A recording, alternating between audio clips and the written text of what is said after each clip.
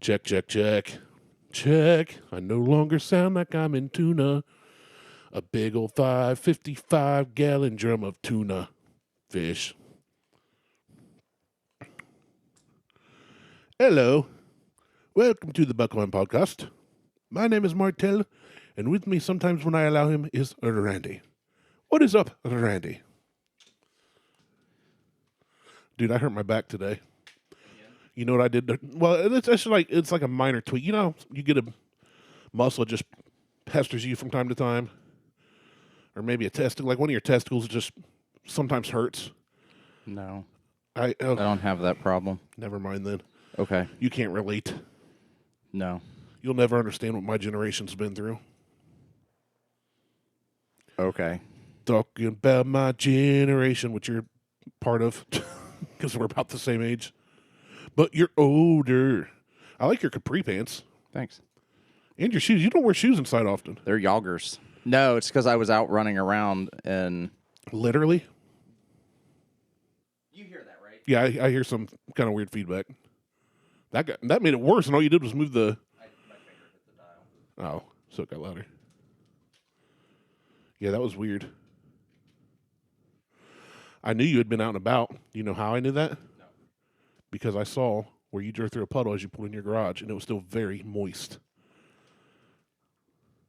I'm basically like a CSI guy. Yeah, I guess. I guess you could be, maybe. I just saw a new basketball hoop outside. Good thing there wasn't a ball there. I would have kicked a home run. Probably. God, what the fuck? Oh, my God. Today is just going to be a day of just fucking shit. I would rather not if I have an option. I don't know. You just in the desk open it. Pull the cable out just a smidge, just like a little, just like, not to where it disconnects. Well, if you can. Why is it doing that? What is that? It's like a shitty metronome. It's the world's worst metronome app. No one else can hear it but you and I. Well, okay, so as long as it's not on the recording, we can still record. It's just going to be annoying for you and I. Yeah. I'm used to that. And I'm also, the fact that there's just even... What does it mean? I don't have a dropped call. Nobody called me. Stupid smartwatch. The fact that there's just issues in general. Like every time we go to record and try to do... Not every time. It's just anytime we try to do more than just record like basic, right. You and I here in the studio. Yeah, that's my point. That's what I'm getting at. Oh, I gotcha. Fuck my life. That's going to drive you nuts. It is driving me nuts. I was hoping that I could just... I can like drown it out and ignore it, but I can see you over there just getting more and more perturbed. Different cable with different labels. Yeah, that's much better without that. If it does it with this cable, I fear for what you will do. It's going to do it with this cable. Now I hear music. Yeah, it ain't the cable.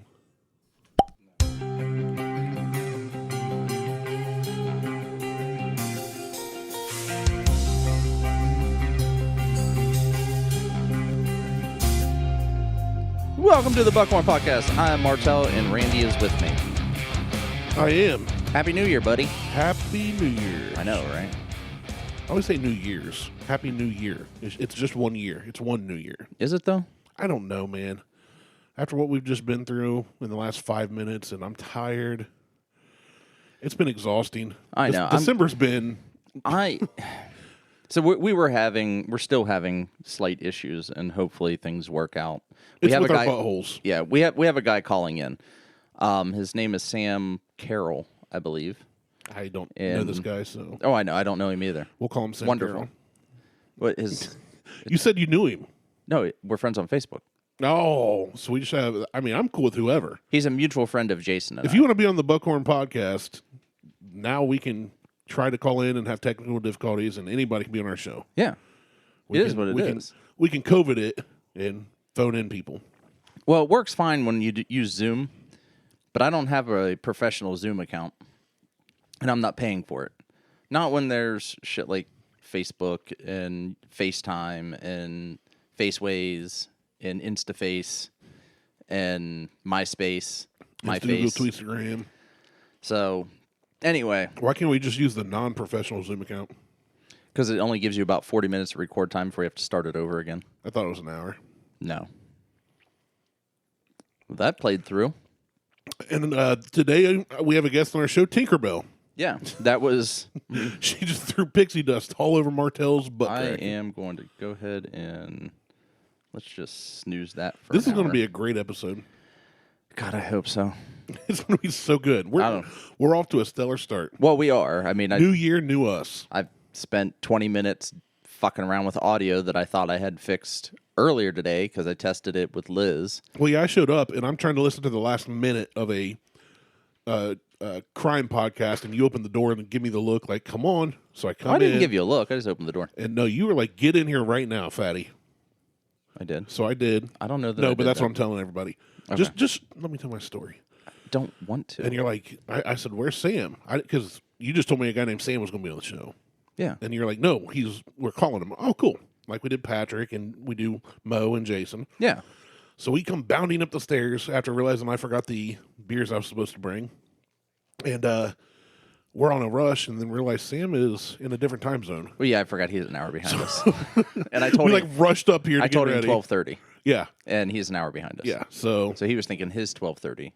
Not right, which you our would. 12:30. Which he would, and I just if you just say completely 12:30. But anyway, so we'll have Sam on. But how was your Christmas? Christmas was fantastic. It was really good. I mean, we no longer the big family stuff we used to do with extended families has gone to the wayside. How glorious is that, by the way? It is freeing. Isn't it? Yeah, it really is. So we did a couple weeks ago. We did a combined Thanksgiving and Christmas. Sorry, Sharon. I know that sounds absolutely horrible, but it is the best. No, she loved it. Oh, okay, good. Yeah, no, because we still. Here's what we did with the big rush used to be wake up, open gifts with the boys. Well, when we first had Huck, drive all the way up to an hour to my grandparents, do breakfast there, drive back to my parents, do Christmas, then drive to her parents who lived on the same road and do Christmas. And it's just a lot. Right. So for Christmas this year, we woke up. Beth woke me up before Judd was even awake. And she's like, hey, it's Christmas morning. Let's get ready. And I said, I get up and look around. I'm like, where's Judd? Oh, he's still in bed. And I'm like, well, then why did you wake me up? Like, I'm supposed to be able to sleep until I want on Christmas, basically. And no, it did not happen. But the boys opened their gifts, had time to, which we only do 4 gifts, and then Santa fills their stockings. So. Oh, so the Santa gifts come in stockings? Well, yeah, because. Or does Santa show up and then put stuff in their stockings while they're sitting there? He takes a dump in their stockings. So what happened was right when Beth was pregnant and it was Christmas before Huck was born, I found this article where this well-to-do family, this woman and her husband both made well into 6 figures. Okay. Bought their kids just a butt ton of stuff. Everything from Santa, right? And I don't think everything from Santa is not everything, but okay. Just imagine way more gifts than any kids need. Just an overabundance of. So and it's always the high end stuff. One gift, right, is an overabundance. Way too much. But they always got the high, the latest gaming system or whatever. And one of her sons comes home one day and asked his mom why Santa likes him more than his best friend. And she's like, "What do you mean?" He said, "Well, I got." Whatever, it was a PlayStation. But Johnny got, some low-end gifts. And she realized not every parent makes the same. And when you say... How did she not know that? You don't think about it. I do. I know that there are people out there who don't make as much as I do. And I know there's people out there who make a hell of a lot more than I do. What's it like to be rich? You tell me. You're on par with me at this point. So you're pretty damn close. So I'm trying to get you. I've invested now. I've downloaded Robinhood and Coinbase. So I'm get rid of Robinhood. Fuck that. I'm just waiting. Well, I'm using that for stonks. Nah, but boo. My stonks are up. My crypto's down. All of my crypto's down. I'm up like $8 right now. Pretty rich. Anyway, but she realized that it was like when from kids' eyes, It's like, why did Santa get so-and-so that and not me, or vice versa? So she decided to do 4 gifts. Because your friend's a little bitch, that's why. Yeah, he was bad this year. But the 4 gifts are something they want, something they need, something to wear, and something to read. That sounds like something old, something new, something borrowed, something blue. Yeah, but we're not marrying off our kids just yet. But that sounds like I'm going to do that next year. I'm not marrying them off. I'm just going to get them something old, something new. I'm going to borrow something from somebody, and I'm going to get them something blue. You should. That's all they're getting. And not say anything. They'll be like, what in the world is this? But we buy them each 4 gifts, and then the stocking, they get various things. Not candy. They get some little toys they want. But, so anyway, long story short, which is never the case with me. Right. They open their gifts. They got to enjoy starting to play with stuff. Open the stockings, Then we went to our folks on our terms. My folks. Right. First. So we got there at like 11:30-ish, noonish. Opened some gifts from my folks, my brother, my aunt. Okay. And then we all had lunch. And then it was like time to do whatever you want. You could play with your toys. You could play games. I tried to take a nap. And then we didn't leave for her folks until like 5:30-ish. Okay. So whenever there, had dinner, opened gifts with her side of the family, which her side of the family is huge. But it was relaxing. We weren't rushed anywhere. Right. So yeah, it was really nice to just enjoy the day, especially because my kids are still young. It's still exciting for me to watch them, Right. It's still magical for them. It is for Harley. It is for Lexi, too. And I downloaded one of those apps where you can put Santa in your house. Like Yeah. you take a picture of your tree or whatever. And you can So I showed that to the superimpose. boys, and they like flipped. They were like, "It's so cool! You got to meet Santa." I Like, didn't yeah, I get did to this in meet him. about I had 12 to seconds. sneak up on him. Right. So He damn near shit some coal. he did. It's in your stocking. Good luck. Don't dig too deep. Well, good. Good. Yeah, it was good. How was yours? It was your, good. Your kids are older too. Not by much. I mean, Huck's not much older than Harley, or younger than Harley. No, but my oldest is younger than your youngest. I'm saying. Yeah. Is Harley still a Santa? Yeah. Good. Yeah, Good. absolutely. It was good. So, like, I'm a cheap ass. So that's how I got rich. I wouldn't say you're cheap. I would say that you are I'm super frugal.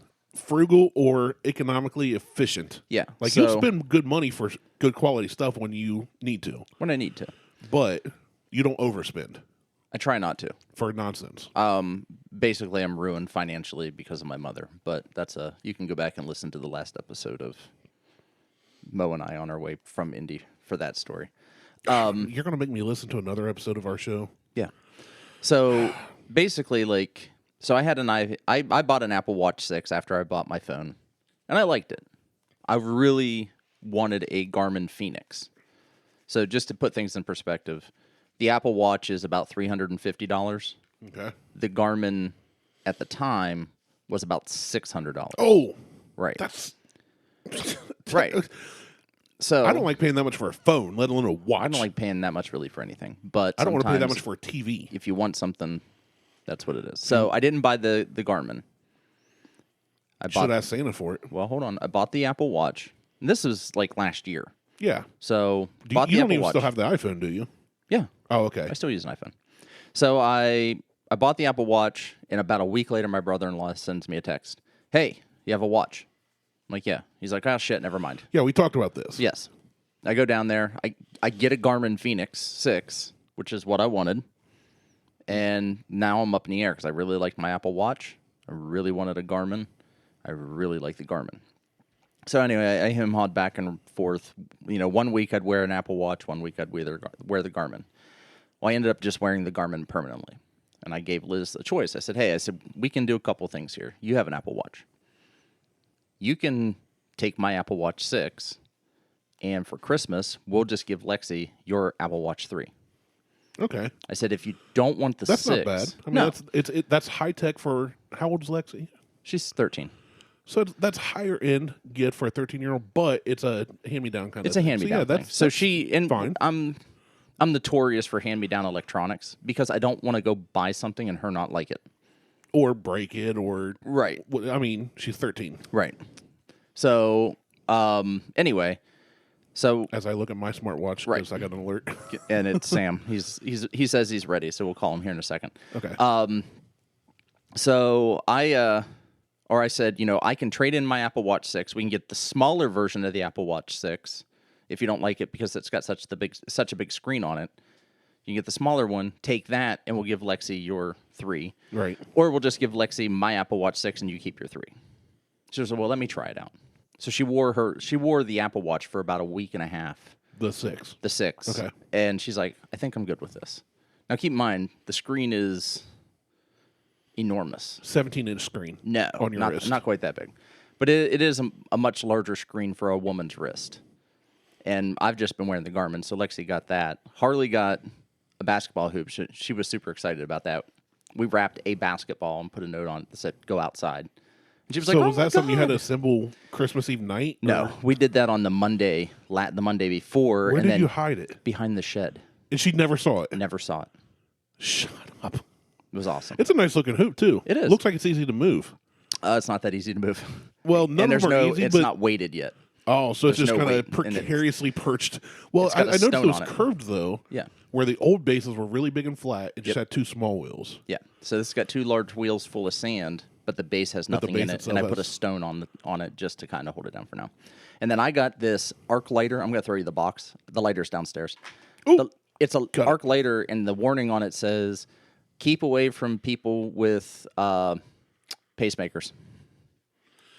Caution. The carbon from candle soot, melted wax, and There's that burned one, too. candle wick or other sundries stuck on the tips of product may affect use of lighter. Clean the tip parts of the lighter with dry cloth before using. Just the tips. Just the tips. Yeah. That's the only warning I see. No, I think What's it's on like the little I think it's on like a little piece of paper. paper?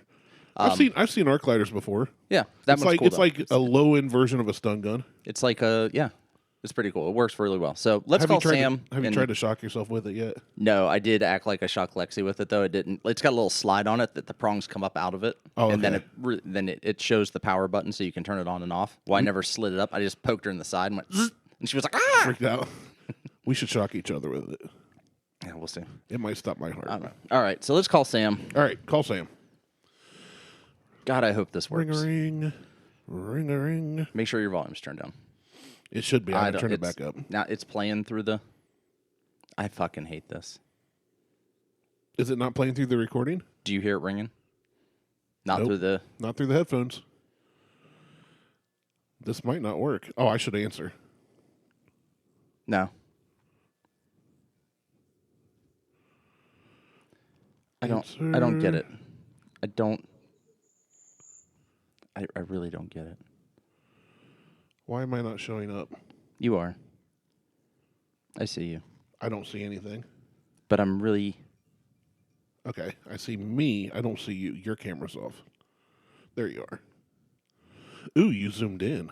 No, that's the iPad does it automatically. Oh, fancy.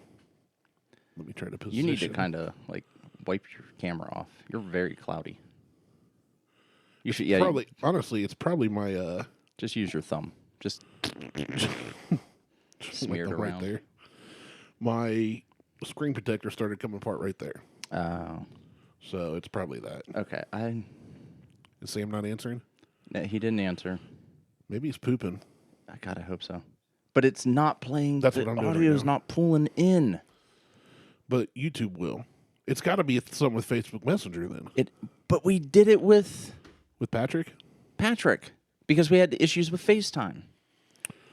I thought, my God. Sam's camera's off, but we can't hear Sam through the audio. I love it. Can you hear me now? Oh, I can hear you. It's playing through my iPad, but it's not playing through the audio It's not recorder. playing through the recorded audio. It's awesome. I hate technology. Okay, can you hear us all right, Sam? Yeah, can you hear me okay? Yeah. Yeah, it's hot. Hot.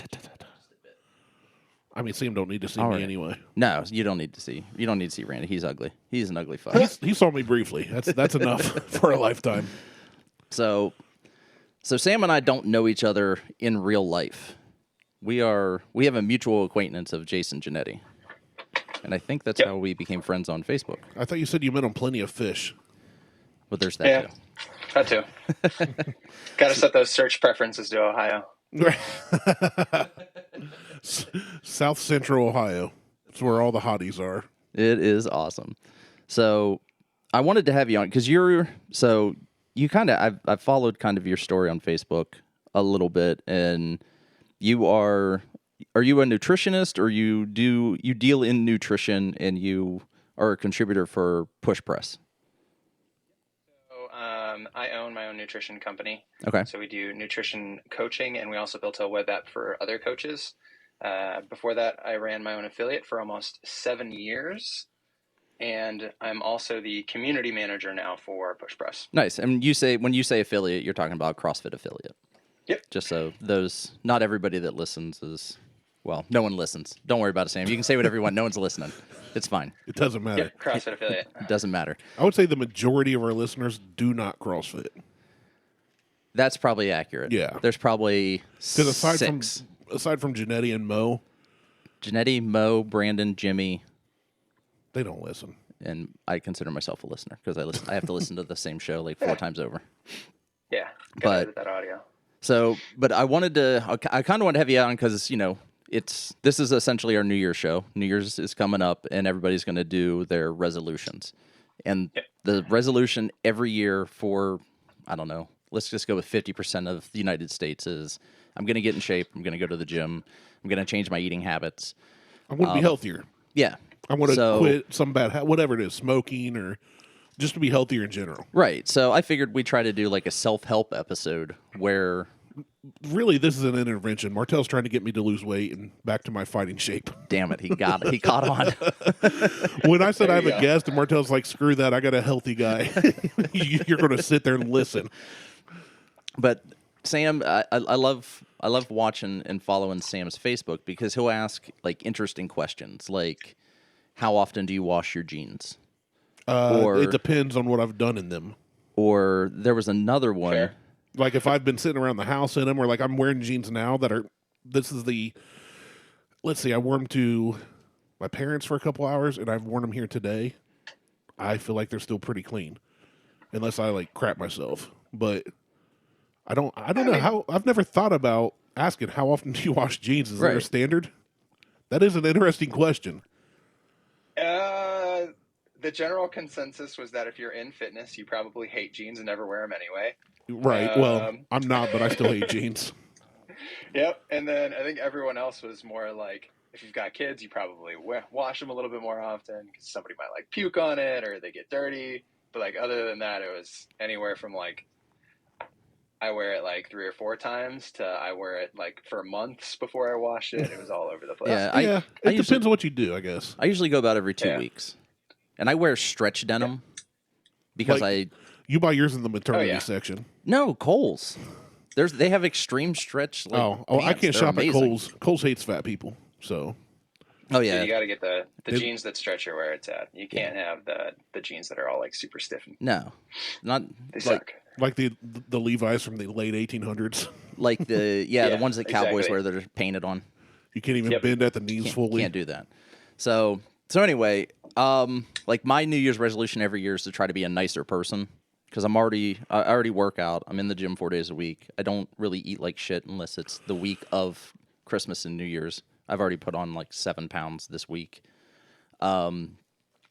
So mine's usually just to be a nicer person, and It's not going well. I usually fail at that sometime around the second week of January when I tell someone to go fuck themselves.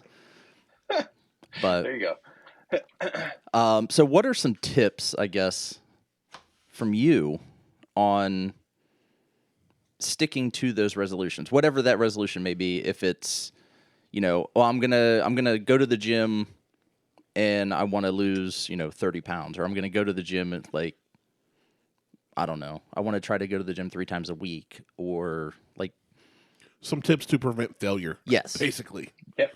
Because Yeah. I'll be honest, the only resolution I've ever stuck to, I made in like 2013, was to just quit making resolutions because I never stuck to them, regardless of what it was. I never stuck to them.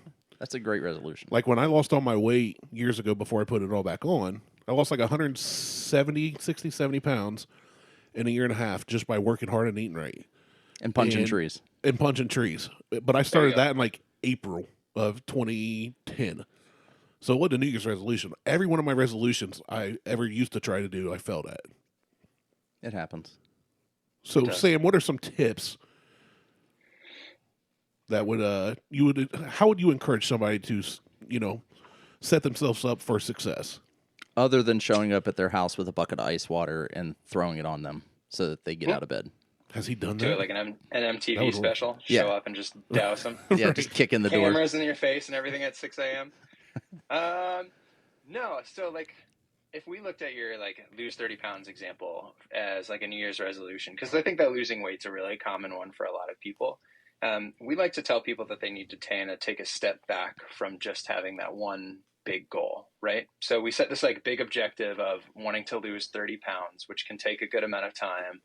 And because it takes a lot of effort, we have to change our habits. We have to go to the gym. We probably have to make diet changes, lifestyle changes.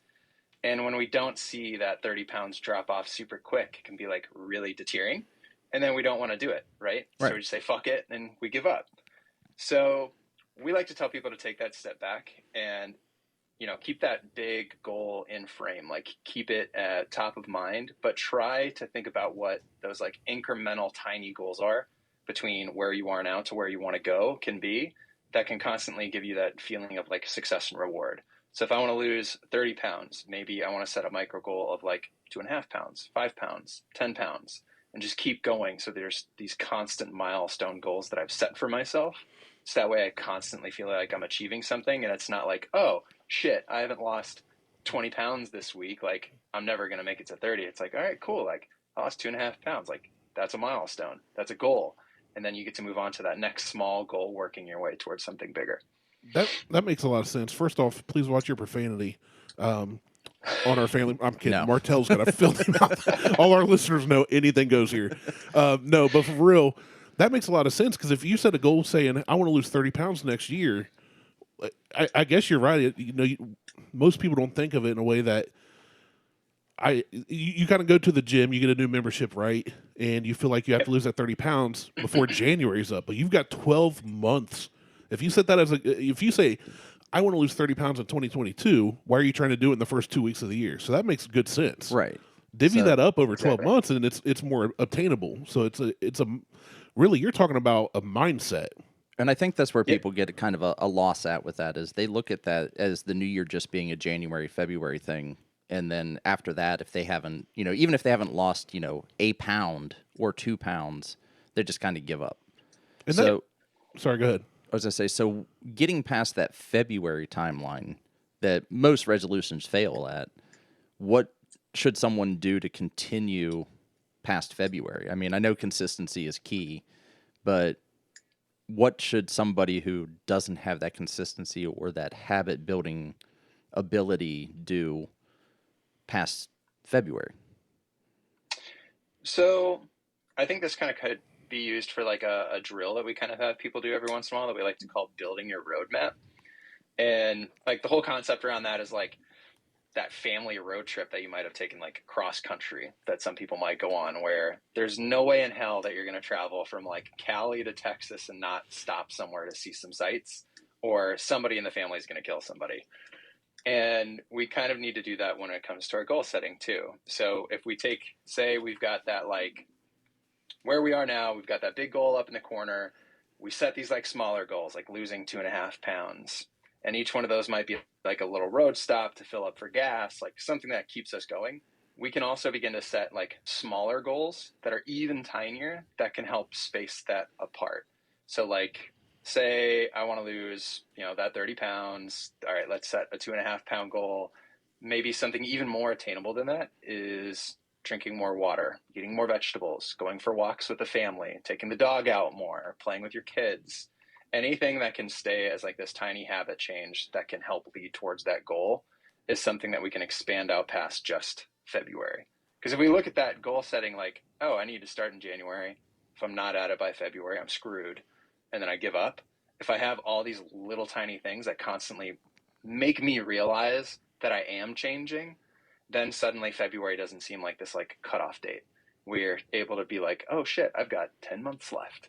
Like I can do all these things now. And then you can keep chipping them out. Okay. So maybe, and this is what I'm hearing, so correct me if I'm wrong, but for me, when I lost the weight, I had one big goal, and it was to get in the military.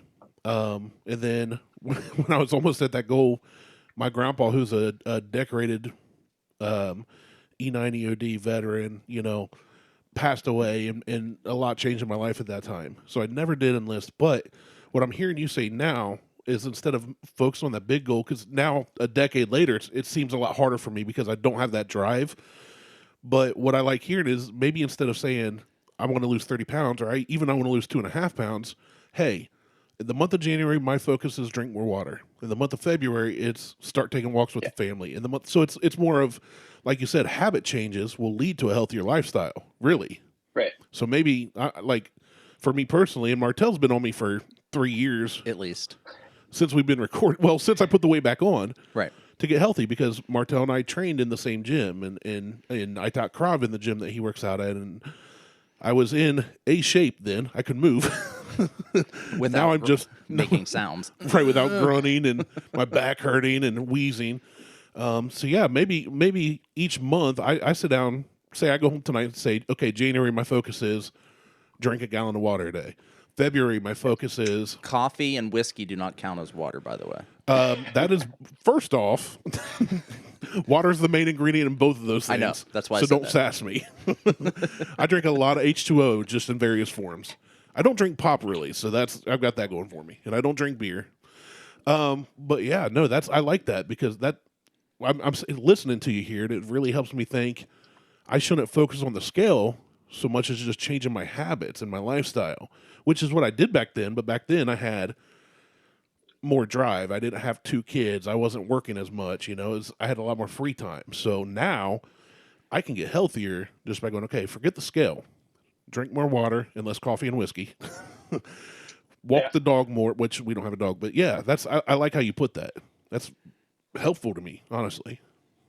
Yeah. So it's, if you think about it like that road trip, like anyone who's been on a road trip, if you're like driving, and it doesn't even have to be a road trip. It could be going to like this store where you like go out and you're like, oh, hey, like I need to stop there too. Or, hey, like there's this little town with this cool little attraction off to the side.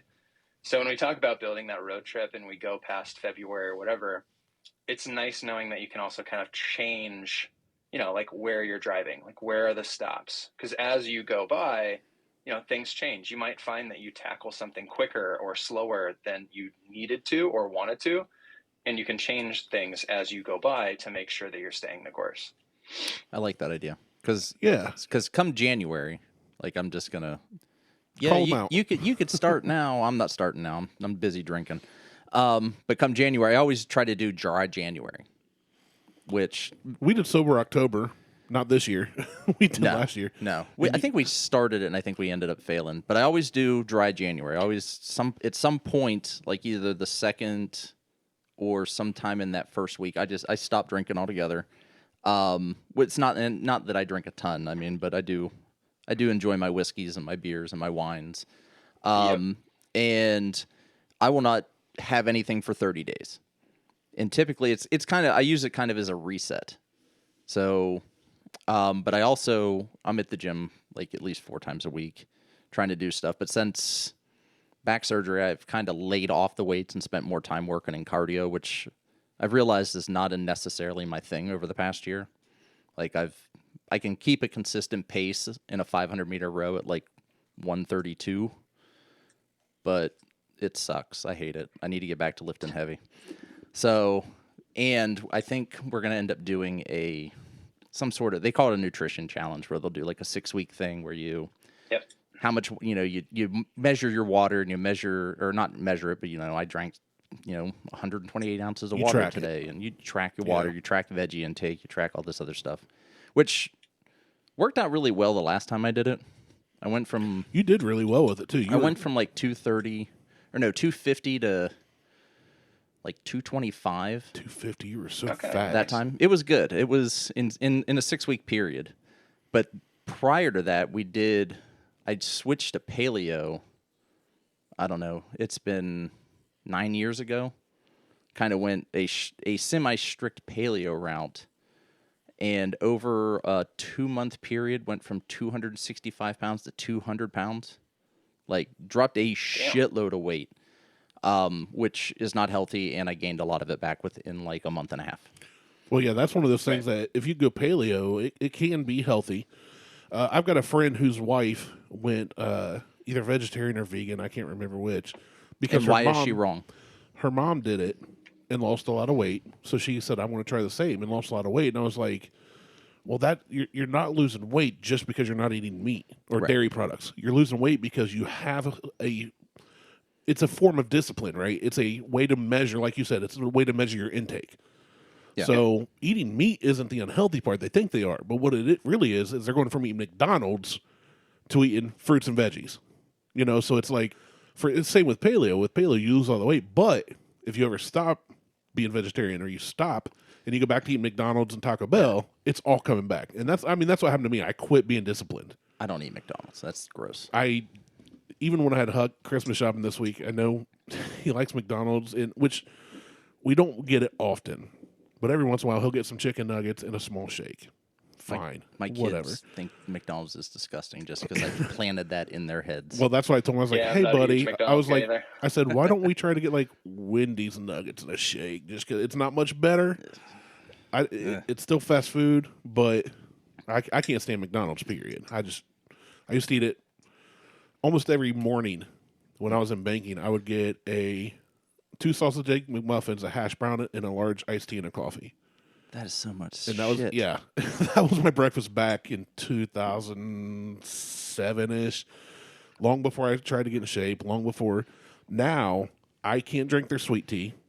It's just too like I feel sugar on my teeth when I'm done. I don't like their hash browns. It's all grease, you know. So because I changed my lifestyle years ago, I still don't eat McDonald's because now it tastes different to me than it did back then. Okay. You see what I'm saying? So it's like if you grew up eating McDonald's your whole life, you don't know how nasty it is. But when I quit eating it for years, if people are like, "Hey, we're running through McDonald's, you want anything?" I'm like, water."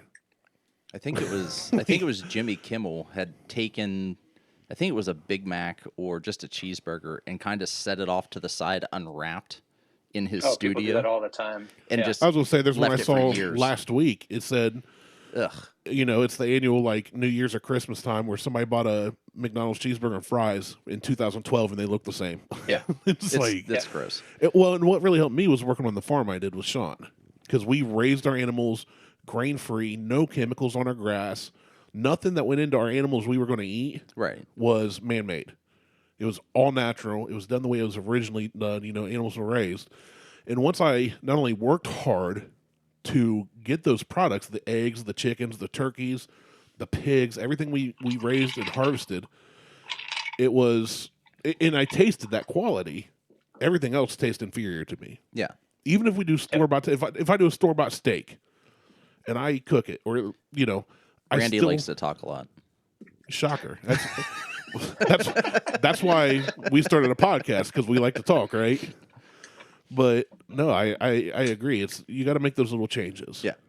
So Maybe your January changes for, say, somebody doesn't drink. It's, I'm not eating fast food in January. That'd be a good one. That's easy.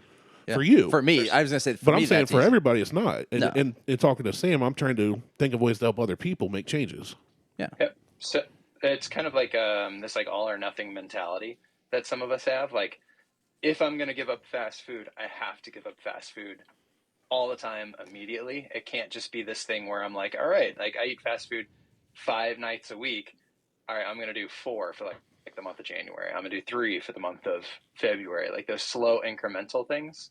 And to the point of like the whole like paleo changes, right? So paleo, vegan, keto, whatever the diet name is, whatever shit you're into, when we make that change, our entire focus is on whatever the hype is behind that claim. So Right. like if I do keto, the whole claim is carbs evil, make me put on weight. If I stop eating carbs, then shit's going to drop off. But the second that you get on keto, it's like, okay, like I'm not eating, you know, fast food all the time. I'm not eating cake. I'm not eating ice cream or potato chips or like all this junk food. But instead of people realizing that they're reducing their calorie intake, they start blaming like that nutrient. And the same thing could be said for like any other diet, like paleo. People will start eating paleo. They start eating more vegetables and fruits and meats and stuff. They stop eating as much ice cream and candy bars and cereal and all that other kind of stuff. But they never point the attention towards that specifically, like that calorie change. it's always making the food seem bad. Have you not seen the entire line of keto desserts and paleo desserts? Oh yeah. That's, as far as I'm convinced, I'm convinced that shit isn't keto or paleo. Talenti is healthy ice cream. It's all Talenti's delicious. It's also like It's so good. 3 times as expensive and tastes like half as good, if that. I'm not a fan of the whole keto thing. The paleo thing was fun because I ate a shitload of bacon. Right. Like that was the You thing. get It's like bacon, everybody chicken, eats steak, bacon, pork. and so I ate like a ton of bacon, and that's when I started saving up like all my bacon grease in a jar and keeping it in the fridge. And then I started cooking with bacon grease instead of olive oil, and then See, we grew up I got fat again. Well, I grew up with generations. a bacon jar. It was always bacon grease. So, but what are your thoughts on ketchup and why is Randy wrong? He doesn't Like even on know. it. It's just a random question. What are your thoughts on ketchup and why is Randy wrong? Ketchup is one of the most overrated condiments on the planet. It's only good on a few things. Most I ketchup agree. sucks. Sam and I just became agree. best friends. I agree with what Sam said so far. I hate ketchup on You everything. said that ketchup is not good on anything. It's only for kids. Sam said it's good on a few things, and most of it sucks. It's good I with agree. fries. Heinz ketchup is the best ketchup, It's hands good. down. This is an argument we have all the Yeah. time.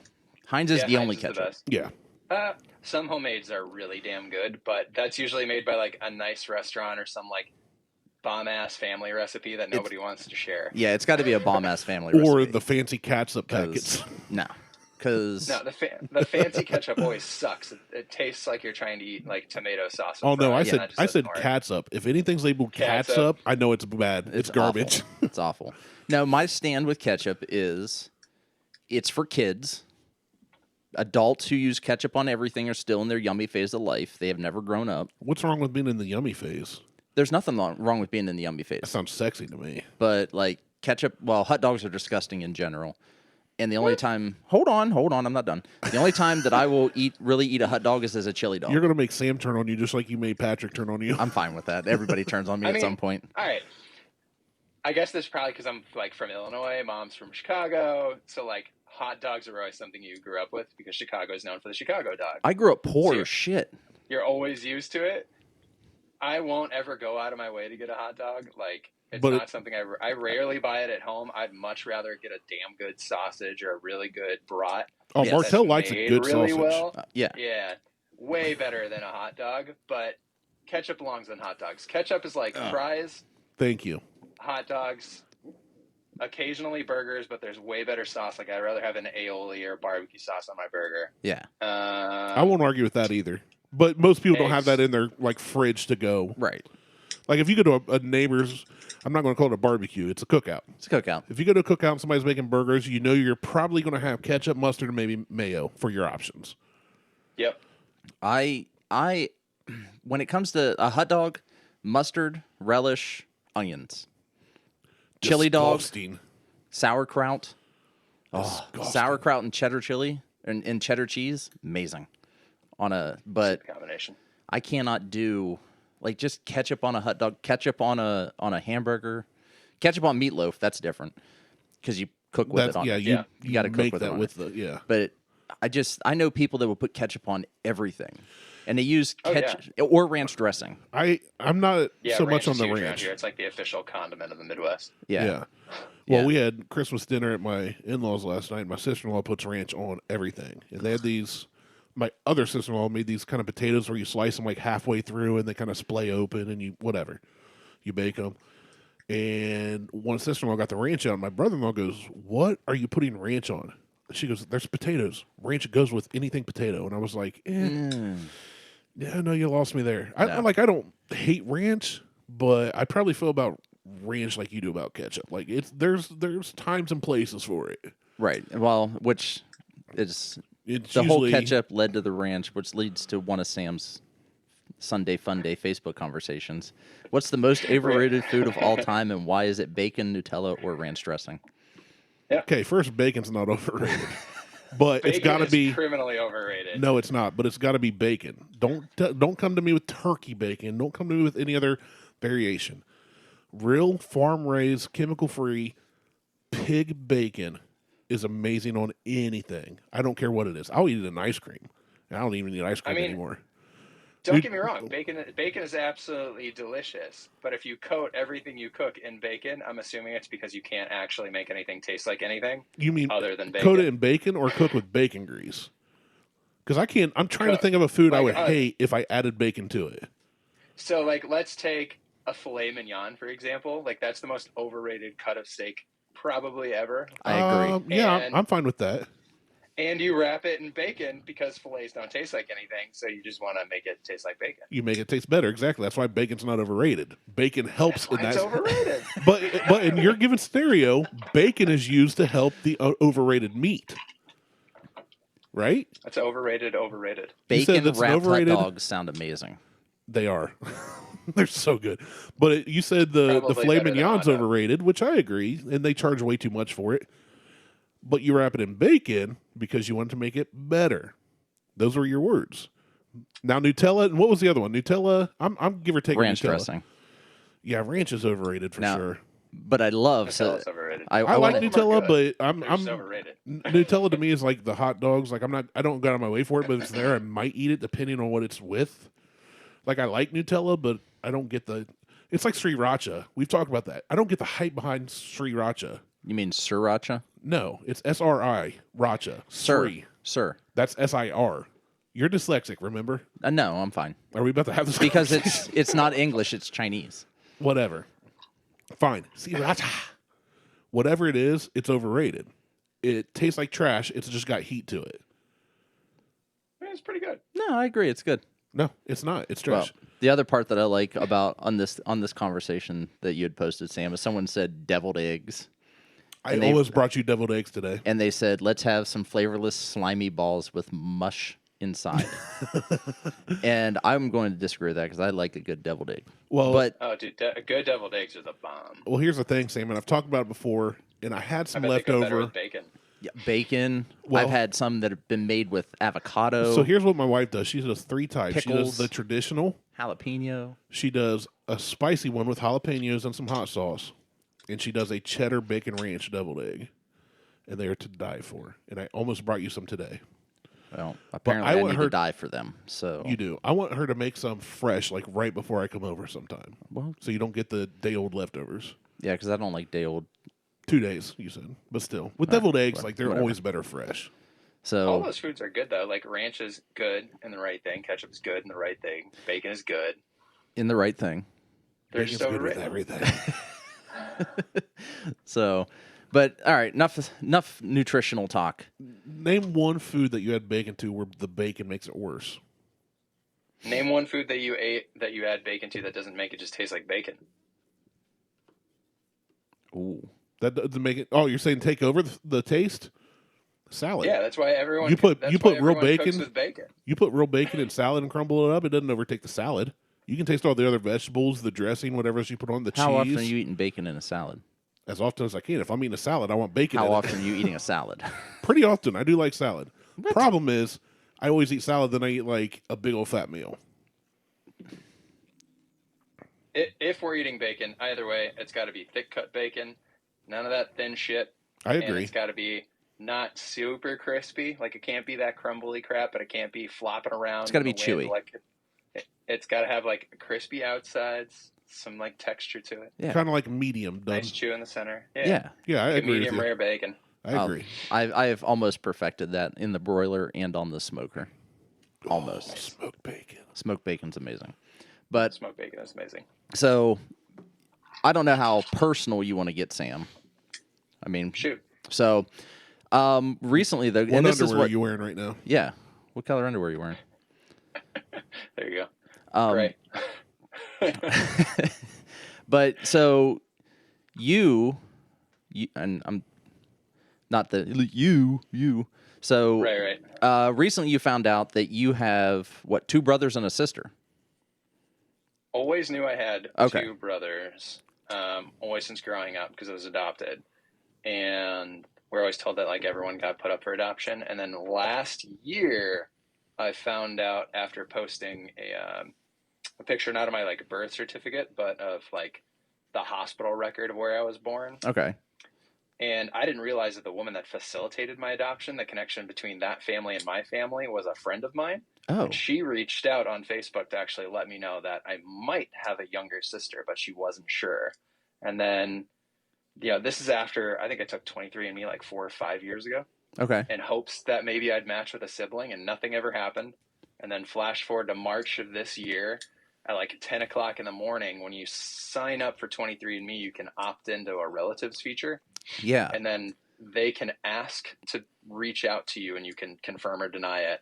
And someone reached out. We both like vetted each other, asked each other shit that only the other person would know how to answer. We realized that we were siblings. She was my biological sister from my biological mom's side. She stayed in the family. I got enough information from our biological mom that me and my sister tracked down my brother on Facebook through his parents. Awesome. So we reached out to him. So you were adopted. Yep.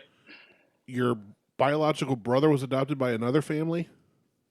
One brother was kept in the family. He sadly passed away really young, around like 11 or 12. And then the other brother was adopted outside of family, and he's like a year and a half older than I am. And then your biological sister stayed in the family? Yeah. Okay. Yep. Sorry, I was just trying to like keep up with everything. No, and it's a lot. my family's full of twists and turns, and it's hard to explain. So yeah, and I followed your journey on Facebook as you were posting stuff, and I found it like absolutely fascinating that someone who was adopted was able to find out that they had like all this, these siblings and everything else going on. And that was the thing. Like, I didn't know about the 23andMe part, and I may have missed that in one of your posts, because I've done 23andMe just to see if, I'm not adopted, but just to see if my parents were actually my parents, because we were so far removed, like personality wise, at one point that it was. You were like, I wonder if they're different. Yeah, like I'm a teenager, and I'm like, I don't like any of this stuff that we're doing. I hate it all. Like, I hated working on cars and working on all this stuff, and that's all my dad did. And I didn't want to be a part of it. Now I'm like, I like to work on cars. Look at me. And unfortunately both my parents had passed away. So, like about 16 years ago, but I was watching like your journey go through this whole thing with like, and I did like I said, I did 23andMe. I just did it to do it, but to see if, to hear that 23andMe works in that capacity as well. Like, you were able to find your sister through 23andMe, and then found that, met your, and you recently met your siblings in person. Like, you all got together, and what I found was funny is you all have long hair and beards. Yep. Every one of you. So I thought it was really cool. Like, I didn't know, like I said, I didn't know how personal you want to get with it, but I figured I'd talk about it. Yeah, no, for the most part, I put like shit like that's fun to put on social media and like let other people talk about, because it's kind of like a cool story that not everyone has. And it was definitely like a spark this year. It was a really interesting, like surreal experience getting to meet your siblings for the first time when you're 30. Yeah. Yeah. No, it was also really cool, like to see like the nature nurture side of everything. Like, we have a lot of really interesting like quirks or like mannerisms and things that we like or enjoy that are completely identical to one another, or like the ways that we act, and then we're also completely different people at the same time, which is really fascinating. I like that. That's cool. That this shows that like genes and like biologics just kind of, it flows through, and like I was saying, like the working on cars things, at one point I hated it, and now I enjoy it. But like that genetics just has a, what am I trying to say? It just carries through.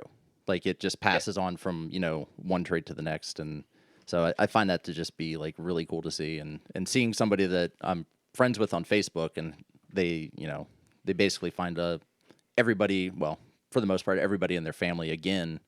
And that's awesome as well. So congratulations on finding your siblings.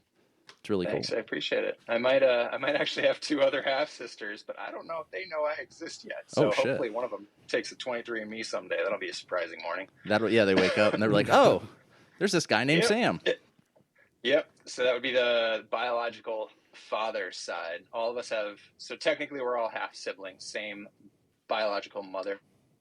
different biological fathers. Okay. All the biological fathers were out of the picture by the time we were born. So there's a good chance that while they know that we all exist, their families might not. And I know that the biological father has at least 2 daughters. Okay. So technically, if one of them were to ever take a 23andMe, I might be an interesting surprise one day. We'll find out. I'm going to take one just to see if I'm related to you. There you go. Hey man, you might find out that you have a half sibling floating around somewhere. Yeah. Yeah, I mean, as far as I know, me and my brother, my parents are still together. They're both still alive, thankfully. I'm very fortunate in that aspect, and they only had me and my brother. But you never know. Family secrets, right? Sharon seems very promiscuous. Yeah. After I announced everything and people saw that it was 23andMe, some people reached out with some pretty wild stories about they took it and other people in the family took it and they realized that they weren't as related as they thought. Oh. Or somebody that was a family friend is actually technically related to the family. Wild stuff. Wow. Yeah, my 13-year-old wanted to take a 23andMe, and she said, she goes, well, I want to do it. And I'm like, why? She goes, I want to see if you're actually my dad. I'm like, I'm there. I was there. And whether or not She doesn't trust you at all. yeah, I'm just like, I'm pretty sure I participated in that group project. I was there. And whether you like it or not, I'm the one who's raising you, so I am your father. Yeah, right? Right. You should have been like, yeah, take it, because I'm going to stop paying for all your crap if you're not. Oh, no. You're getting kicked out. No. Your kids are definitely yours. No, my kids are mine. They act just like Liz and I both do. So, There you go. but what are you sipping on? I see you've got a little. I thought I heard ice clinking earlier. Because Yeah. It is Maker's Mark's private selection that you can get somewhere. It's Sweet Bourbon Dreams or something like that. Oh, like the stave, the barrel stave program, where it has Maybe. the 4 stave profiles on the front of the bottle. Yeah. Yep. We've done several of those. We've got several. Well, I have several of them still downstairs. You do? Ohio does their own. Ohio's a shit state to live in, and it's also just a shit state to try to get whiskey in. The only upside is there's no extra markup.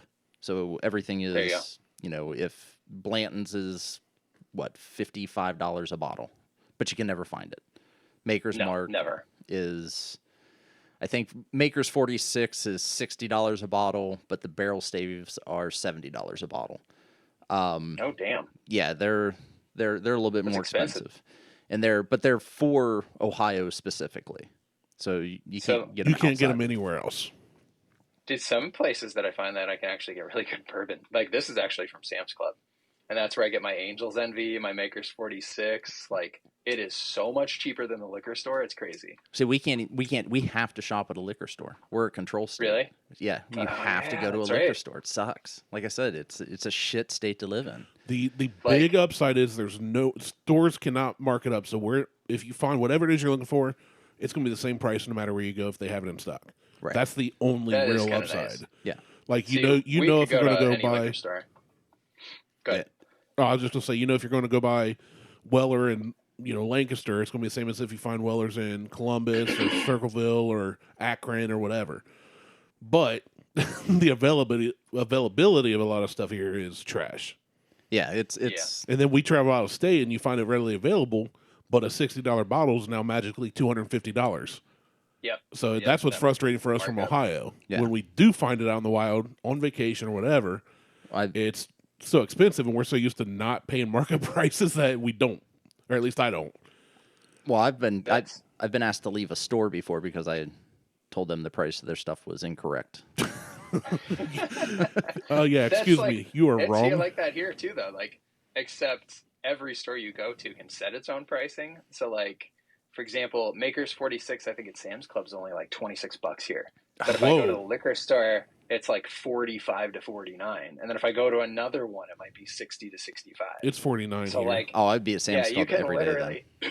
You can literally go bounce around though from 3 different liquor stores and see 3 different prices. Honestly, especially if they get their store selections and it's a limited amount, they might mark that thing up sky high because they know that you can't get that anywhere else. See, that's stupid. Yeah. Like that's just Like that's just Eagle dumb. Rare, for example. One place might mark that up like crazy because we don't get that many in our area every year. Oh, we never get it. We here. don't get it. If you do find it, it's $32. Buy a lotto ticket too But while you're at it. yeah, but you can't find Oh, it. it's 50. It's like 50 to 60 here. Oh, yeah. I'll be honest. If I lived where you live and I go to a Sam's Club and get 46 for what do you say, $26? That's Yep. probably just all I'd drink. Yeah, Because it's just easy to get, and that's a stupid good price. Like that's a great bourbon. I'd walk out with pallets. I mean, I paid what it's like $45.99 here, I think.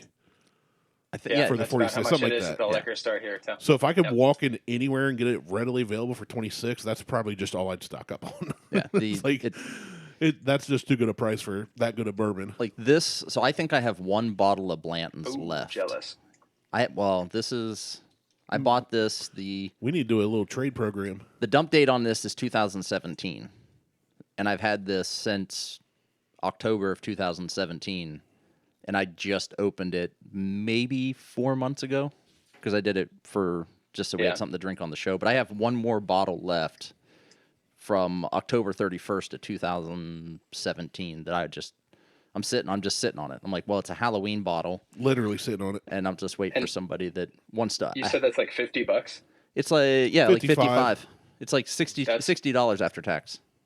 That's wild to me because like people around here will sell it for like 150, $200 a bottle. Yeah, Oh which yeah, is absurd. we see people here Oh, yeah. that stand in line for hours to get a bottle just to sell them secondary, which ticks us off. So Yeah. I was at my father-in-law's for Christmas Eve, and he's now starting to get into whiskey over the past year. And he went to a Giant Eagle, and they'll post up like what they're going to release because they only release their allocated stuff on Saturdays, which in turn causes people to line up at 4 o'clock in the morning to stand outside of a Giant Eagle. Well, apparently people were lining up at 10 o'clock the night before to sit outside all day or all night waiting for the liquor store to open so they could be, within the top 10 to get whatever it is that they were trying to get their hands on, whether it's like a Little Book or Blantons or God knows what else. And it's just, it is absolutely stupid. Like, it is positively the dumbest thing. Actually, I saw a video on Reddit, I think, of a guy. There were chairs lined up outside of a liquor store, and he just walks by and starts, like, throwing the chairs out into the parking lot. Because people Good for that guy. Yeah, there's no one sitting in them. There's just chairs that people put there, and he just chucks them into the parking lot. I'm like, good for him. I hate all of that. I hate it all. But down in Florida, it's the same thing. Like, the stores will set their own prices based on, they get this is the suggested price, and then they set their own price. And a couple years ago, I was in there, and they had some Pappy. And the guy's like, he saw my Ohio license, and he's like, oh, we got Pappy. And I'm like, great. I said, what's the price? He's like, $4,500. I'm like, that's only $275 for that bottle in Ohio. I'm not paying that. Right. And he's just like, we got someone who knows what they're talking about. And I'm like, well, I'm not paying you $4,500 for that. I said, when I know if I win the bottle lottery in Ohio, I'm going to spend $275 max. And I can get it cheaper than that online. So he just hands me. I'm not paying for it. Yeah, I had a bottle of Eagle Rare, and he's like, he hands me the bottle of Eagle Rare and politely asked me to leave the store. He's like, you can leave my store. Because where I was at was, I guess Davenport, Florida it's like a hub for English and Japanese businessmen. For whatever reason, coming in to do deals with Disney or whatever, it's like right there next to Disney, and it's a real affluent area. And they just raise the price on everything down there because people will buy it, and it's just ridiculous. So I've been kicked out of a liquor store for telling knowing the prices. Stuff. Yeah, that happens. So, but yeah, spent $50 on the Eagle Rare that I picked up yesterday. Actually, our liquor store opened for like 2 hours, and they hit a bottle. And I found it. I would buy a bottle of Eagle Rare. If they hit it and you found it, I think you should be able to get a discount. Yeah, that's like, Where's Waldo? It's like Easter egg hunt, man. Eagle Rare hunt. But I would buy Eagle Rare for $50. It was good, like I probably would. thing. At More of 32, like I love it. I don't have this yet. Yeah, But so have you had the Eagle Rare then? Have you opened that bottle? What'd you think? Not that one, but I've had it before. Oh, okay. All right. I thought you were saying you hadn't had it yet. But Blantons might actually be one of the smoothest bourbons I've ever had, actually. So we give Blantons a lot of shit on the show. No, So, we give the hype. well, Speaking of overrated things, yeah, throw speaking of Blanton's things- on your list. Speaking of Blanton's, we give the hype of Blantons a lot of shit. We don't. more sir. We think it's good. We like it. It's very it's like smooth. bacon. It Well, has a obviously, great that's what you're taste to sipping on it. right now. Right. I mean, it's better than. Don't ever get Kentucky Tavern or Beam 8 Star. Yeah. Bad? Oh my! It ruined Dr Pepper. We tried. Okay. We did reviews on two that Martelle spent a collective total of like $9 on. Yeah, they're super for cheap the small also. bottles, and because we just wanted to try real low bottom end stuff, and we tried mixing it, we tried cutting it, and nothing worked. They're both complete trash. Yeah, it's. I'm keeping them as white elephant gifts to give somebody that doesn't like that you whiskey. hate. Yeah, well, even someone I like, it'll be fun. Because they'll hate Nice. it. But the Blantons we give, we think it's in reality like a $30 or $40 whiskey in a super fancy bottle that's really hard to get. Yeah, that's how it goes. Rarity charges up price. Right. I like it because it's smooth, but the amount that they hype up for it, Well, that's I just would, it. no, I wouldn't pay for it. Yeah, it's a really good whiskey. It's just I would never ever pay more than market for it. I won't do that for a lot of things though. Like Right, but Yeah. Again, I'm just saying the hype is ridiculous, and it's good. I mean, I've drank. You poured me a finger. It's gone. It's good stuff, but I don't get the people out of state buying it for $150, $200 makes no sense to me. Because No. there are so many better options, even ones that are readily available for less. So I'm trying to think. So what are some of the whiskeys that are how much are you into whiskey? I enjoy whiskey and bourbon a lot, but I'm not the person that's going to go out and spend overpriced shit all the time. Kind of like Bland's, like I'm not going to go spend $100 for a bottle that I could find somewhere for $40 to $50. Okay. All right. So, So- what is your favorite whiskey then that you can get? Well, it's probably Makers. I mean, that you can get that's readily available that you can just walk in, grab, and not really have And you to. can get it at a good price. Yeah, that you can get at a good price. Maker's 46 is good. Can get Angel's Envy around here for a pretty good price, and I do like Angel's Envy. Now, the Angel's Envy, are you talking the finished in port wine barrels or the rye finished in the rum barrels, rum casks? Just the standard Angel's Envy. So Okay, with that's that port 50 wine. cask, yeah, stiff. Yep. Because around here, the port wine's $50 and it's good, but the rye is $100. But it's fantastic. It's Damn, on the right, it's on the $100 higher that big? end, but it's fantastic. It's really sweet. It's like drinking candy. Is it? Yeah, it's really I don't good. think I've had Angel Envy's rye yet. Yeah, Let's go they're get a bottle. if you can find it, it's finished in the rum cask, so you get a sweetness from that. It's a harder to find bottle now. It used to be readily available, and now it's become a lot harder to find. I could get that pretty much anytime, I think. Here. The rye? Yep. Yeah, I think almost all of our liquor stores have it in stock. Oh, you should then. Yeah, if you can get it, then I would. It's about $100 here. When we see it, we buy it pretty much. I would pick it up. I almost picked it up. I was out in I was in Indianapolis with Jason for a race and walked into a liquor store and they had 2 bottles of the rye, but they wanted $200 a bottle. Ooh, I was about to get mad at you for not messaging me, but Well, you did the right that's thing. why I Yeah. didn't. You know, I would have paid double. Well, I would have bought them both and you wouldn't have gotten one. Fair. So I would have paid $200 for both bottles and not said a word to anybody, and that would have been the end of that. But yeah, it's about $100 here. It's really good. Speaking of rye, What? we got that rye just downstairs. We can have some of that before you leave. Yeah, we're going to Randy have some has of so because you've listened to, I know you've listened to every one of our shows in at least the All of past 12 hours. So 3 years worth of shows, you've listened to all of them. that. 12 hours doesn't even get them to Indy Well, yeah. with our 3-hour Patrick I know. episode. I was gonna say because I just asked Sam to be on the show about 12 hours ago. There's a bottle that Randy is like, I'm just going to leave this here because if I take it home, I'm going to drink the whole thing. And it's only a 300 milliliter bottle. And I think it was like about $60 for the bottle. It's an experimental that Junction 35 in Tennessee did.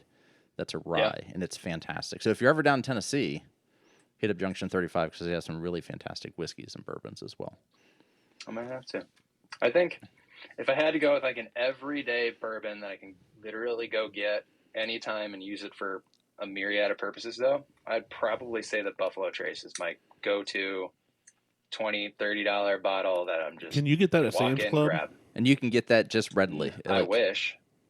Yeah, okay. I can get Buffalo Trace regularly. Yeah. So you can get it regularly and pay, what do you say, 20 to 30? Because here, it's $32 it's 32, which is fair.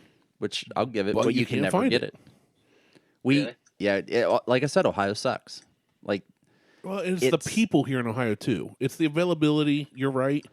But these idiots that line up to buy it, to stick it in their cellar or to flip it, kills it for us. Yeah. And it makes the store owners want to hide stuff. but they're not legally, they're not allowed to hide it. Legally. I mean, There are, Legally, like, you're not allowed to certain- speed, but well, certain allocations that like the stores will get, they'll kind of hide and they'll announce it to like specific like whiskey clubs that if if you're part of those groups, you know that the store is getting those in ahead of time and you can kind of swoop them up. But yeah, stuff like Buffalo Trace, like I could go into a liquor store and probably pick that up any day of the week for I don't know, like 27, 28 maybe. jeez. that would be a I have dream. no desire to live in Chicago, but is that all over Illinois? Because I might. No, but Chicago is probably way more expensive, my guess would be. Yeah, it is. Yeah, we can't find. Like, I've got the last bottle of Buffalo Trace I bought was probably 6 months ago. It's the 1.75 milliliter bottle. The big boy. Oh, that's nice. The huge bottle, and I will not open it because it's so comically big. Like, I want one of those, and I've asked every store to get one in, and they're like, we've never even been offered to get this big ass bottle in. I've got it's so comically big that I won't open it. And I've got a bottle. I found a bottle of Weller Special Reserve, same thing, comically big. So now I'm on the lookout for the Weller Antique in the 1.75 bottle and an Eagle Rare in the one, so I can just have all four Those bottles big-ass just bottles. sitting back there, and I'll never open them because they're ridiculously huge. Like they stand out like a sore thumb. They sit on my whiskey cabinet on the top of it, and they tower over every other bottle that's in there. Like you look and you're like, oh, you got Buffalo It's a good Trace. statement piece. Yeah, it's like you got Buffalo Trace. I'm like, yeah, you're not opening that. Like I will break your bones if you even try to open that bottle. You can have anything else except for those two bottles. I will open a bottle for somebody. That's a really good bourbon that like I'll cook with. I've made sauces with. I've used it in barbecue. Like Buffalo Trace has a good. Oh yeah, every time I get some, it's fantastic. I use it for. I've used it one time for drinking, and that's all I've used it for. I don't. That's it. I don't make sauces. Randy doesn't cook. He leaves that all to his wife. Oh, dude, Well, it's so good. I do cook occasionally, but my wife is one of those people that loves cooking. Yeah. So don't all women just love cooking? They should if they're in their spot. Me too. If their husband's trained them right. Like I said, Sam, anything goes on this show. Just a bunch Almost anything. Just a bunch of assholes talking shit. And we don't mean anything that we say. Almost anything goes. Well, yeah, I had to delete a show. I had to completely erase a show that not only did he not air it, he deleted it from existence. Like it is gone. It no longer exists. That bad, huh? Well, it was a show on dark humor, and it started out really good, and then the humor was dark, and then it just went completely pitch black. Like we couldn't see where we were going on this humor thing, and after I listened back to it, I'm like, there is no way in hell this can see the light of day. And didn't you say you like asked a few people some of the jokes, and they were like, "Yeah, that's funny, but I'm probably like, shouldn't." What do you think of this joke? And they're like, "Oh, that's funny, but I wouldn't release that." That's like, what, it was the kind of stuff that if we ever wanted to be politicians, which we don't, that would get dug up. Yeah, that would. It could still get dug up somehow, I'm sure, but there was just no chance of it ever seeing the light of day. It would be the nail in the coffin. Yeah, but I was gonna say I'd ask you how your Christmas was, but how was your Hanukkah? Because Super low key, man. Didn't do Yeah? a damn thing. You didn't do anything? No, not really. Yeah. Stuck some candles in a banana and called it a day. That's awesome. Well, I was surprised. So I'm about to message all my Jewish friends now. Hey, how did stuffing candles in a banana go this year? So Dude, best travel menorah ever, man. that is awesome. I grew up Jewish? kind of, yeah. So I had friends that were Jewish and grew up probably from the mid Don't appropriate their culture, bro. no, it was from like 86 to 89. No, 80, 85 to 89. I don't know. Nobody When cares. it doesn't matter. A good 5 years, 5 or 6 years of going to temple with my buddies and at some point picking up Hebrew and we would celebrate Hanukkah and then we would celebrate Christmas and we would do it as a huge family. Right. And they're the reasons I found out that Santa doesn't really exist. I can't say that too loud. I totally fucked that one up for a lot of kids in kindergarten. Right, I saw that post the other day too. Leave it to the Jewish people. Well, it wasn't Daniel that told me that he wasn't real. It was the fact that You need to watch how loud you talk. I know, that's why I'm not saying names. My 8-year-old could be literally outside this door. So we had this bracelet of bells, of jingle bells, that my mom used to use as decoration. Well, this kid, Dan, was walking around with these bells. Well, that year I wanted to record Santa in the house. So I took my alarm clock that had a recorder on it. I hid it. Your alarm clock had a recorder on it? Yeah, it was a cassette alarm. It had a cassette Oh, player. okay, so it's a whole combo yeah. thing. Okay. And so I took that and I hid that under a chest that we had in our living room right next to the tree, but I didn't say anything to anybody. And I put a tape in it, I hit record, I walked away.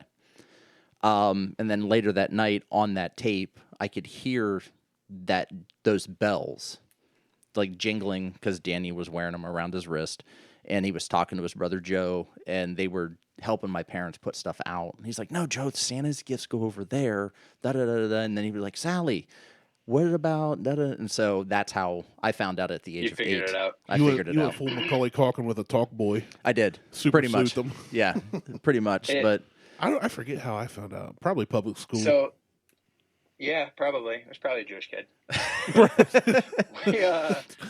And like So many every year bad I jokes popping in jokingly my post head. That status, I probably completely screwed that. And I think it was last year. Someone that I did go to like kindergarten with, like it came on. She's like, "Oh yeah." I was like, "I distinctly remember you being the one that ruined Christmas for me." I'm like, "My bad." that's hilarious. I love it. Happy that memory stuck. I love Somebody's at your house. it. I don't care. Okay. It's probably one of Harley's friends. But so I was surprised that Hanukkah came like super early this year. Like I feel like beginning of December, like because it's usually within like the second week to the third week. Yeah, you would think Santa would come early. Like sometimes, I think last year it actually ran from Christmas through New Year's. Right, because it was been before Thanksgiving.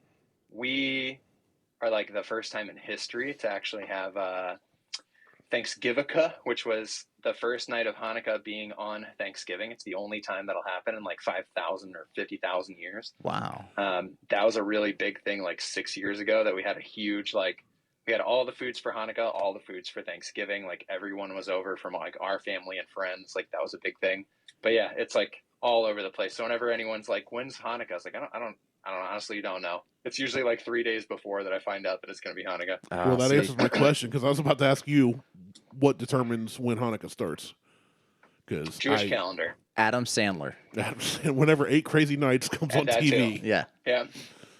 Oh, I didn't watch that this year. Whole 2 Hanukkah songs that we have. No, there's more than that. that. By Adam Sandler. Because I looked on Spotify. There's more than that, and I don't remember. Well, you got Dreidel. There's a lot of like parody songs, but we don't have a whole lot of like, there's not a lot of like Hanukkah jingles going on at like the Hobby Lobby in town, right? Oh no, well, no, not at Hobby Lobby. You don't really have like a Santa Claus character, though, do you? I mean, No, but- there's no Jewish like up on the housetop. No, I was. The funny thing about the modern like style of Santa Claus, like the Holly Jolly guy, I'm pretty sure he was actually drawn up by a Jewish guy, and multiple Hanukkah or like Christmas jingles were written by Jewish artists. Anything, I wouldn't be surprised by any that. kind of music or movies, all run by Jewish people. We all know that. Yeah, but The Jews own Conspiracy. Hollywood. we were growing up. We were always told it was the Hanukkah cat. Like What? Hanukkah the cat. Hanukkah cat. It's like a Cheshire cat. That's who brings the gifts every night. The Hanukkah The cat. Hanukkah cat. Yeah, I think you I were mean, you got lied Mr. to. Hanky. Well, yeah, I mean, the Hanukkah cat sneaks into the house and drops off the gifts, and There's no cat. Well, like- that oh goes no, around I know spreading there's joy. no cat. No, I'm saying A no few cat in years ago, they existence came that's out ever with been Mensch good. on a bench. I saw that. Instead of the elf on a shelf. Yeah, Mensch on a You got bench. Mensch Mensch on on a a bench. bench. There's Snoop on a stoop. I haven't seen that. You haven't seen Snoop on a stoop? No, I shared a meme of Dave Grohl on a pole. Yeah, roll on a pole. I saw there was a rock on a flop. What is it? It was the rock on something, and now I can't remember what it was. Rock on a cock. No. No, I Don't mean think you're rooster, you sharing that with your pervert. kids. I mean rooster. Come on, Oh, get your rooster. mind out of Yeah. the gutter. That's exactly. I where would you were never going. tell a dirty joke on here. Such a liar. That's why we had to delete an entire show.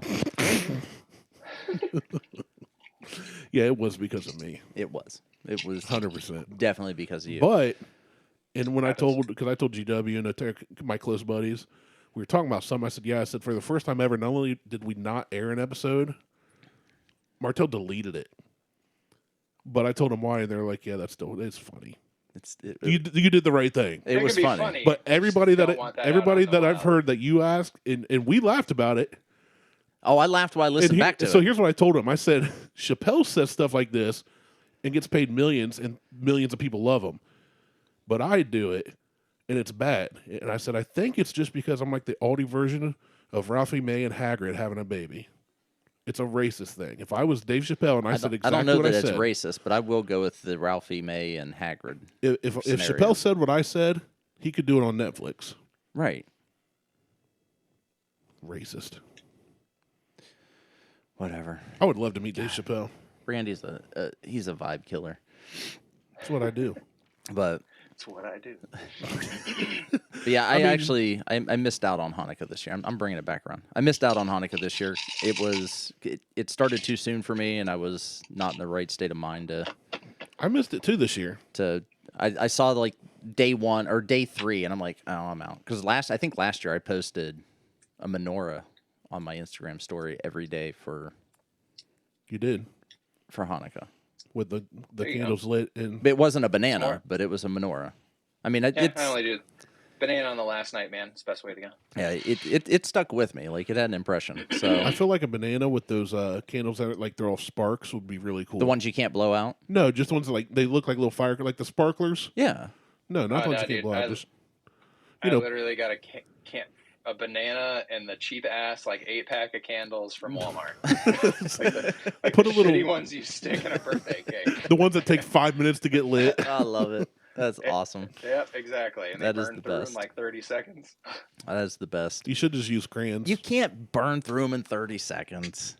They burn through pretty damn I quick. know. I know. When you're putting 8 of them on a banana, there's not a whole lot of, or 9, there's not a whole lot of real estate. They kind of melt each other. They're super close to each other. Yeah. I'm sure it's just a bundle. So what- The line of candles. What is your favorite Jewish food? Ketchup. It's not Jewish. I don't know. Brisket, probably. Brisket? All right. Brisket's Jewish. Oh yeah, you can thank a Jewish homie for that one. Yeah. I'm going to Google that when I get home. I feel I- like brisket's been Go well. ahead. I believe you because you're Jewish and I'm not, so I'm not going to argue with you. Like delis are Jewish too. The whole concept of like a deli. That's why kosher delis exist. Like you got Katz in New York, pastrami, super Jewish. Brisket, super Jewish. The Jews like, are everything brisket- good, man. Brisket to Judaism is like ham on like Christmas, basically. Or like People eat pork ham on of Christmas? any time. I did. Yeah, tons of people. Oh, I have Chinese food. Yeah, that's a Jewish thing to do too. Yeah, we've always Jewish Christmas. ever since Like on a Christmas my story. we quit going. Well, no, ever since we started staying in. Once my daughter was born, my first daughter, we started doing Chinese food at night because I am a big fan of A Christmas Story. And then they go to the Chinese restaurant and get some fa ra ra ra ra ra ra ra ra. And so I'm like, well, let's just get Chinese. Chinese place is open because we didn't feel like cooking. And we do we go to my in-laws like super early, like 10 o'clock in the morning, and we do breakfast there. And then I'm home by 2 o'clock, and the rest of my day is free. I'm not doing anything the rest of the day except sleeping and playing video games. So I'm like, I'm not cooking. Good life choice. Yeah. So so you don't celebrate Christmas, Sam? Nope. What do you guys do all day? Just relax? Chinese food and a movie. Yeah. There you go. Yep. Because I did notice Jewish Christmas. this year was weird because it's the first year, like we drove down 23 through Circleville to go out to my in-laws. Usually, I mean, in years past, Sam has no idea where Circleville is. that's fine. It's a small town. Podunk little shithole. Yeah. But there's like Walmart's been open, gas stations are open. This year, nothing was open. Not even Walmart. Well, no. Which they just started doing last year, I think. Which I think is kind of cool. People get off for the holidays. Whatever they celebrate, they should get off for, I think. Well, Kwanzaa started But today. the two gas Do you think stations, people should get off for Kwanzaa? Sure. Okay. If people get off because of Christmas for religious reasons or whatever, everybody should be able to get off for theirs. Did they get off on Oh, you Christmas can. or because of Christmas? Well, I don't know. I mean, it's kind of a cause and effect kind of thing, right? We're shutting down for Christmas, so those that celebrate Christmas can celebrate. You missed the question. Therefore, everybody else, the getting off. Yeah. I know. I made several jokes this whole podcast, and nobody's. Oh, no, rolled with them. I've ignored them. I know. That's I why I know. ignored yours. Yeah. Merry Christmas. Yep. You can get off for New Year, Hanukkah new or me. whatever Jewish holiday. Yeah, no, but I Definitely think, get off I work if mean, you want to. if you say you get a day off for Christmas, give somebody a day off for Kwanzaa, give them a day off for Chanukah, Rosh Hashanah, whatever it is. So how do you spell Hanukkah? Hanukkah. Why didn't you spell it with a C? Like Channukkh or Chanukkkh. There's like 90 different ways. To So spell it. I grew up, because like I said, when we grew up, I grew up, in the 80s it was spelled with a C. And then somewhere along the lines it changed and they dropped the C, and someone told me I was wrong. Now, it wasn't Randy. I keep glancing over at him. It wasn't Randy. Someone told me I was wrong. I'm like, no, it starts with a C. And they're like, no, you're wrong. I'm like, no, it that's right, starts too. with a C. So I asked you what your favorite food was. You said brisket. Mine was always latkes. Oh yeah, they're great. I'm always That too. That's probably my second. I was a big fan of potato pancakes with That's what I was applesauce. pulling up. Yeah. I Googled, because we're talking about how to spell Hanukkah. Yeah. I did this the other night because I was curious, because I also remember the C, but you don't see it much anymore. No. So I Googled, how do you spell Hanukkah? And it says happy, 1, 2, 3, 4, 5. There's 8 different ways. Yep. It says happy, Hanukkah, Chanukah, and then Good at the bottom Lord. it just says however you spell it. There's 8 different spellings that are acceptable. There's a lot of acceptable ways to spell it. Yeah, so I feel like you could just misspell it and be And it'd like, be yeah, fine. no, that's right. How do you spell it? MERRYXMAS. Okay. Nailed it. That's the original Killed Hebrew. it. Yeah, people get upset when you spell Christmas Xmas too. Some people do. It's like the Happy Holidays versus Merry Christmas. I made a kind of a TikTok. Yeah. It's like, I don't care what. I grew up raised in a Christian household in a Christian church.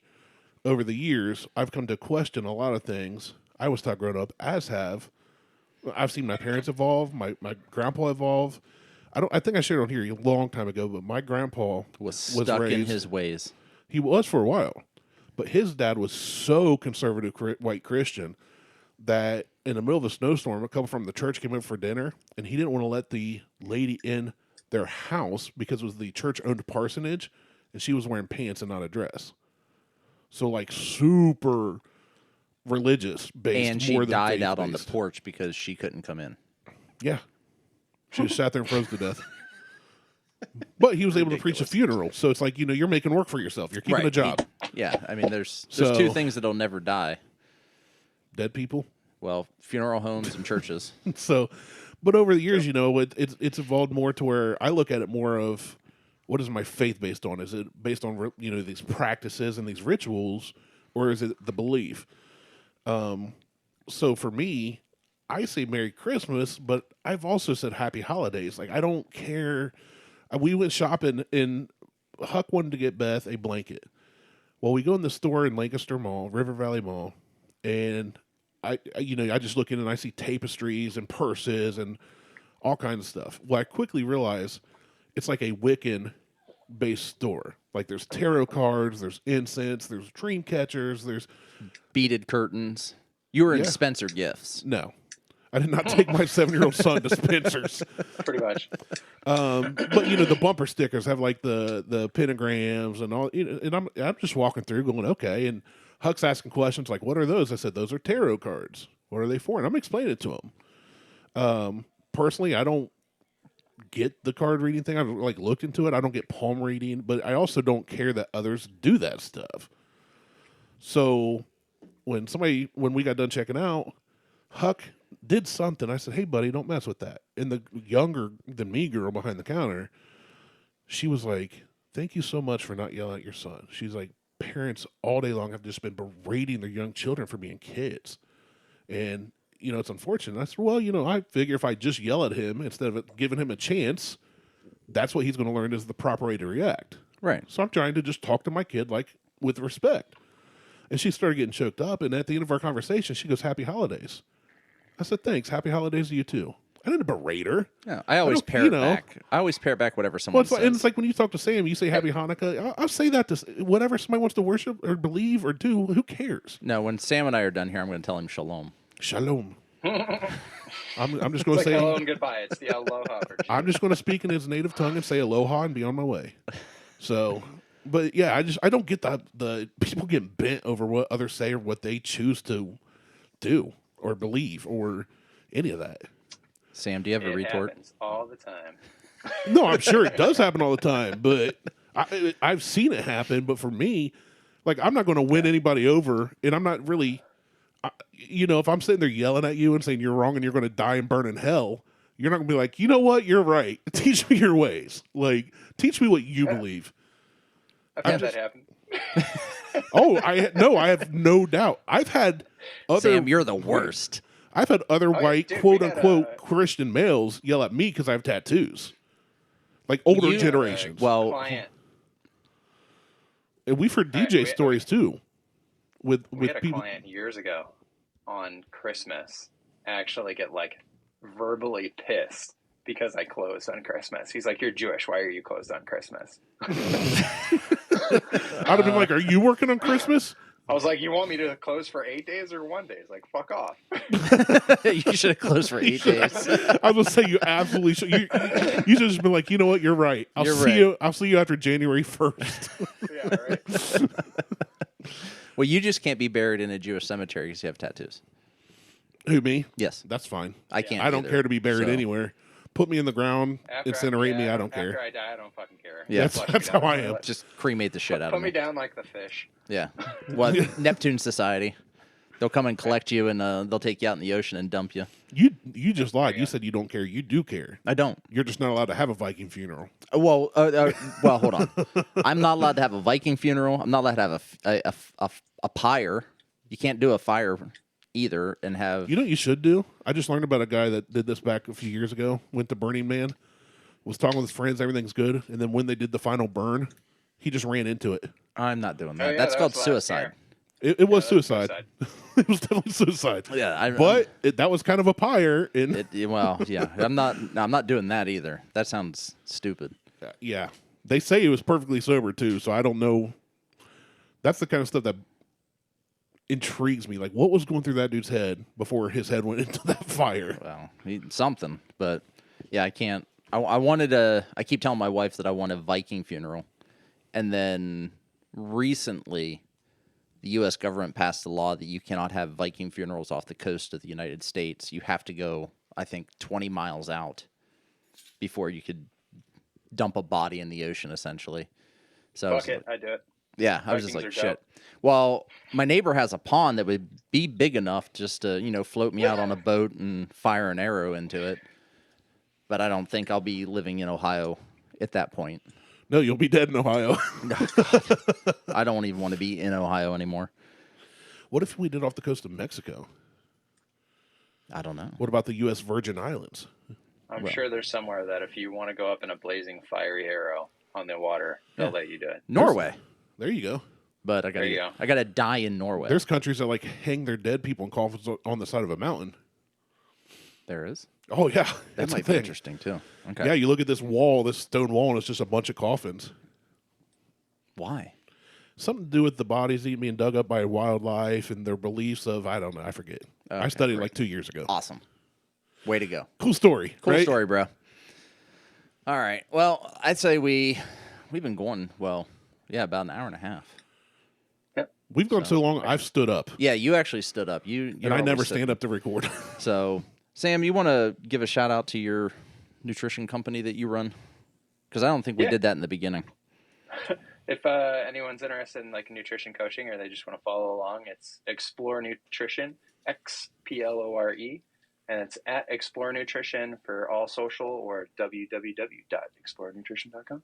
Awesome. And I Martelle will put that in the show notes. I will. I actually was writing stuff down so that I make sure that I do that this time. Because Do it the right way. the last show, I forgot to put in the link to the house with the Krampus and Yeah, Mo called you out. all the people Yeah. being killed as holiday decorations. That's There you here in go. Ohio. How So, do the Jewish feel about Krampus? Indifferent. shoulder? It's like whatever. Whatever. Yeah. Smear the So- blood, the lamb and the blood over the door, and we're good. There you go. What? So before we drop off here, what is your New Year's resolution, Sam?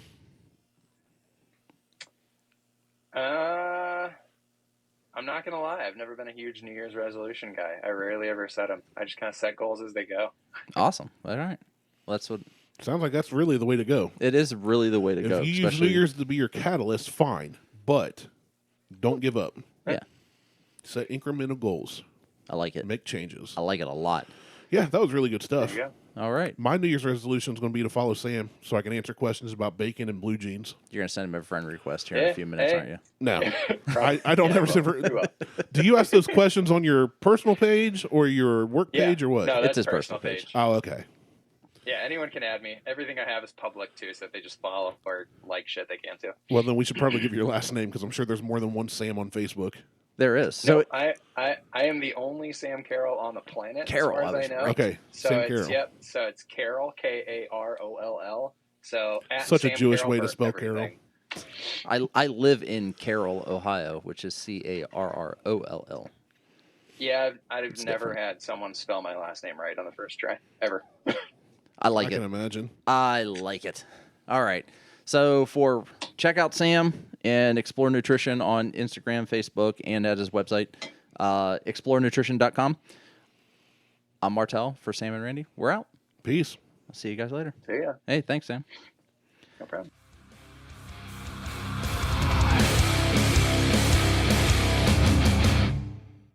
I think I hear country western in the background. No, it's a Latina station.